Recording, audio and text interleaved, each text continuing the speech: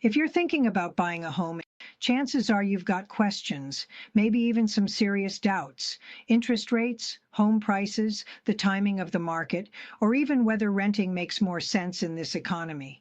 And with recent industry changes, you might be wondering if you really even need an agent. Today, we're breaking down the biggest buyer objections I hear every single day. We're going to peel back the layers to explain what's actually happening in the market right now, so you can stop listening to the noise and start thinking clearly about your future. Let's start with the elephant in the room. Interest rates are too high.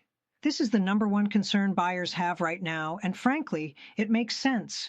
If you're comparing today's rates to the historic lows of 2 or 3% we saw a few years ago, today's numbers feel heavy. But here's the part many buyers don't realize. Those sub 3% rates were an anomaly, not the norm. More importantly, rates have already started a gradual descent from their recent peaks. Many economists expect further improvements as we move through the year. The danger of waiting for a perfect rate is that you aren't the only one waiting. When rates drop significantly, sidelined buyers flood the market, which often drives home prices up due to increased competition. The smarter approach is this: buy when you can comfortably afford the monthly payment.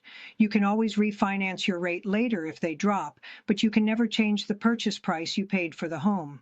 Remember the industry saying, marry the house, date the rate. Objection number 2, home prices are too high and they're bound to crash.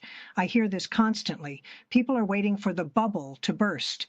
However, most experts and housing forecasts show prices stabilizing or continuing a modest upward crawl, not crashing. Why? It comes down to basic supply and demand. Even with higher rates, inventory remains historically low in many markets. When supply is low, home values hold steady. We aren't in 2008. Lending standards are much stricter today. If you wait for a 20% price drop that never comes, you're missing out on the appreciation that's happening in the meantime. The goal isn't buying at the lowest theoretical price, it's buying the right home at a price that fits your current life and your long-term budget. Stability is almost always better for a homeowner than a volatile crash. Thirdly, many buyers tell me, I'll just wait for a better time. Everyone wants to time the market perfectly, to catch that exact moment when prices are low and rates are bottoming out. But real estate is a slow-moving ship, not a day trade.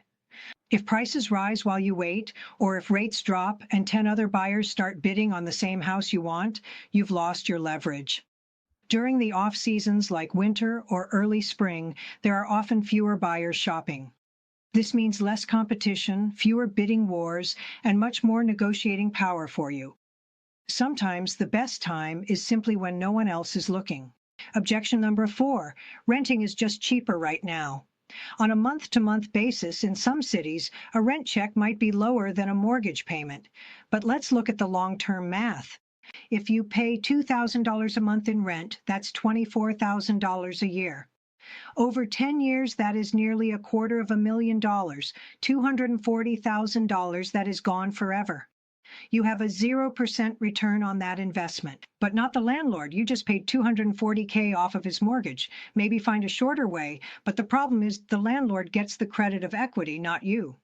When you own, a portion of every payment goes toward your principal. You are essentially moving money from one pocket to another in the form of home equity. That equity is a powerful financial tool.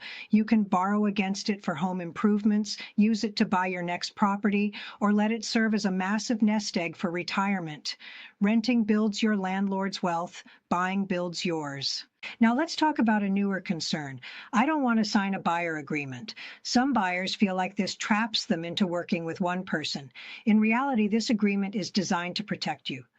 It formalizes the relationship and ensures your agent has a fiduciary duty to you.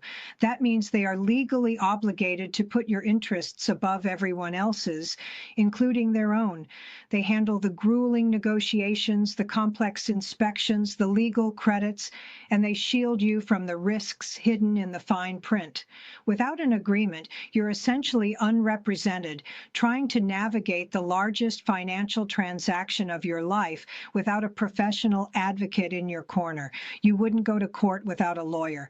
Don't go into a home purchase without a dedicated representative. Finally, we have the objections of confusion and fear. People say, I just don't understand what's happening, or I'm afraid of making a mistake. It's okay to feel that way. National headlines are designed to be scary and sensational, but real estate is local. What's happening in New York isn't what's happening in Florida or Nevada.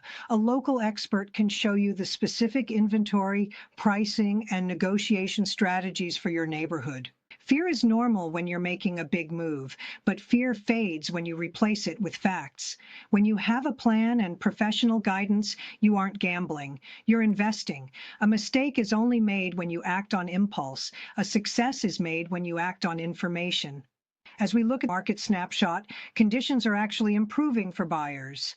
Rates are stabilizing, inventory is slowly creeping up, and sellers are more willing to negotiate than they have been in years. This is the year of the informed buyer. Every objection you have is really just a question that needs an answer. Once you understand the math and the market, that hesitation turns into confidence. If you're ready to stop waiting and start exploring what's possible for you this year, let's start with a simple conversation. Thanks for watching, and I'll see you in the next one.